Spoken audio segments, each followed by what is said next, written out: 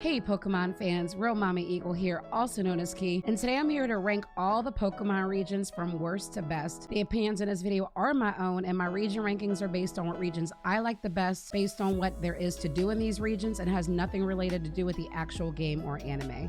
Before we get into this video, don't forget to like and subscribe, ding that bell so you know when videos are up. Also leave a comment for me, and let's get started. Number 8. Kalos. Now, I hate to put such a beautiful region as the worst region, but Kalos is last on the list for me simply because there's not really a ton to do there. If you take away Lumoy City, it's pretty much a boring region that's based on aesthetic over substance. Don't get me wrong, Lavair City, Dendemil Town, Snowbell City are all beautiful places. I love the Mega Evolution lore in Shallower City as well, but as a region outside of the big war story, there's not a ton of lore to keep the region interesting enough.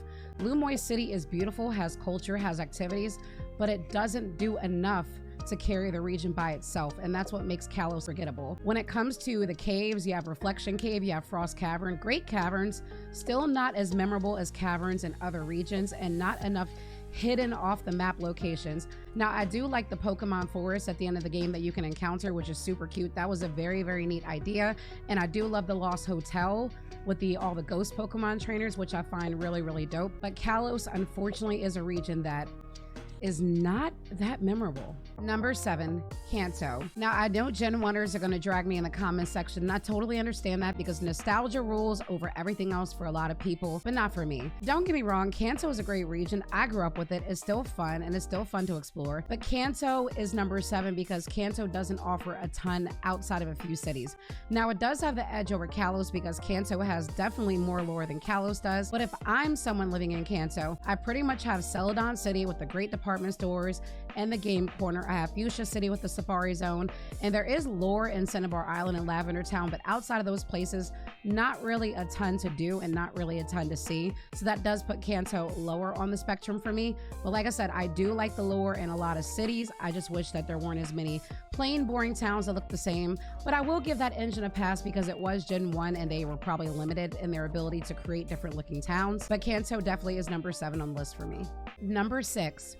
Johto. Now, I know the nostalgia crowd is going to come for me because I'm putting all your favorites and the older games at the bottom. Johto's a great region, but Johto suffers a similar thing as Kanto does, where there are a lot of towns that don't really stick out as much. Johto does have some advantages over Kanto, though. You have the lore of Ecruteak and Violet City. You do have Goldenrod City.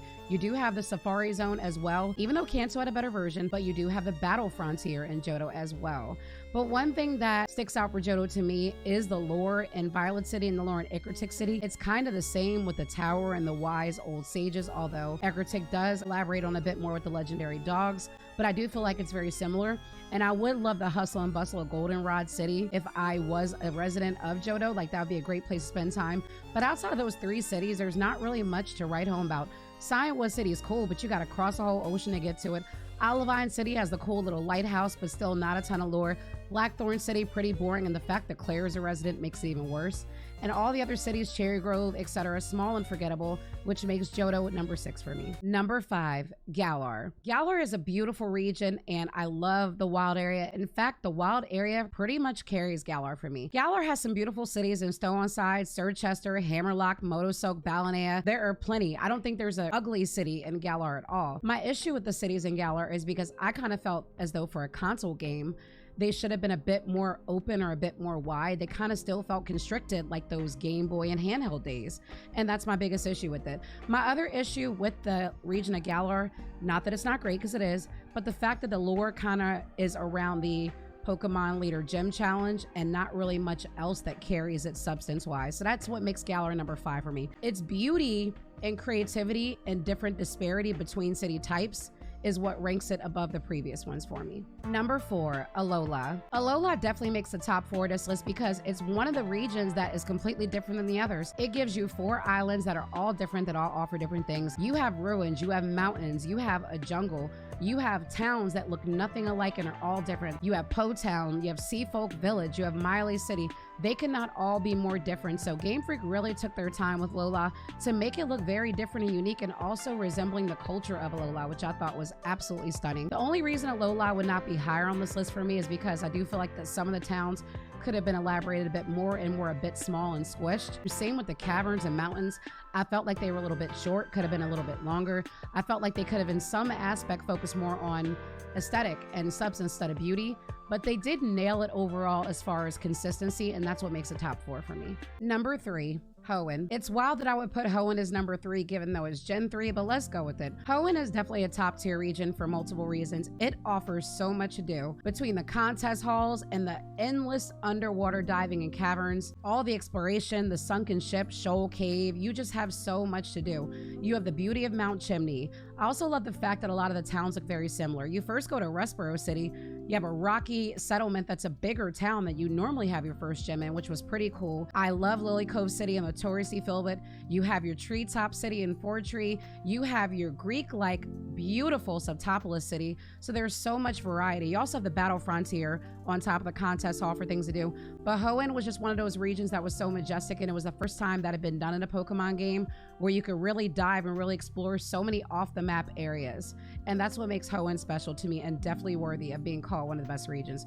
If you say it's number 1, I honestly would not argue with you. Number 2, Sinnoh. Sinnoh is a top tier region, and if someone put it at number 1, I also would not argue, just like Hoenn. Sinnoh is beautiful and glorious and has the best lore of any region in the entire series, in my opinion at least. You have all the lore of Mount Coronet, you have the whole thing between Dialga, Palkia, and Giratina. You have all 3 lakes. It was the first time you had a story based around 3 lakes in a Pokemon game that all had different plots at different times, which I thought was super cool. I also love the fact that you have different towns with different feels as similar to other games, but you go to Orgburg City, it's a nice little mining town, which I love. Canalef City with that nice little drawbridge and the boats, little library town. Love Jubilife City and its bustling feel. There's just so much. Veilstone City, nice urban feel. A lot of the towns offer different things, and I like the fact that they even gave you a really frozen town in Snow Point City that you had to practically cross a blizzard to get to. But between the majesticness, I love the even look of the map too. You have the beautiful jagged Mount Court splitting down the middle of the map, but there's so much lore in Sinnoh and so much beauty at the same time. The only thing I would say about Sinnoh that could have made it a little bit higher was the fact that there's not a lot to do in towns outside of like Hearthome City, for example, not a lot to do the Hearthome and Veilstone.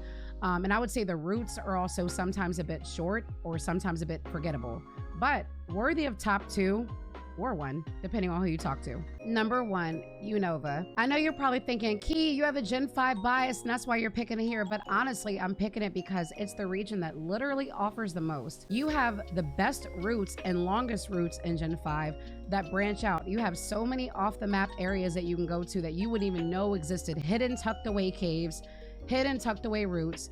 And I like the fact that they brought back diving so you can underwater explore in Gen 5 as well. But you have some of the biggest bodies of water in this game too, besides Hoenn, of course. But what makes Unova special is the cities. It's got that beautiful urban feel. You have your metropolis in Castelia City. You have your touristy hotel location with the Pokemon World Tournament in Driftville. You have your sports stadiums and your amusement park in Nimbasa City. You have your old folklore of Lacunosa Town, and you have your people just hanging out and chilling in Village Bridge. You have your artists in Nat Crane City all creating art with the beautiful art museum. The forests are unique too as well, and I love the fact that it's based on New York and has that urban, like rural feel and that fast-paced feel. But it's definitely a region I would love to live in, and the lore combined with the dragon Pokemon and each city offering its different lore, not as much as Sinnoh, obviously, but combined with that and all the things to do, except PokeStar Studios, because we won't acknowledge that, makes Unova number 1 for me. Do you agree or disagree with my region rankings? If not, talk to me in the comment section down below because I would love to see how you all rank the regions. We all have different reasons as to why we would put one over another, and it's totally understandable. Don't forget to like and subscribe and ding that bell for next videos. Don't forget, I'm also Real Mommy Eagle on all social media platforms, and I do Twitch streams at twitch.tv/RealMommyEagle. I thank you all so much for watching, and I hope that you look forward to my next video.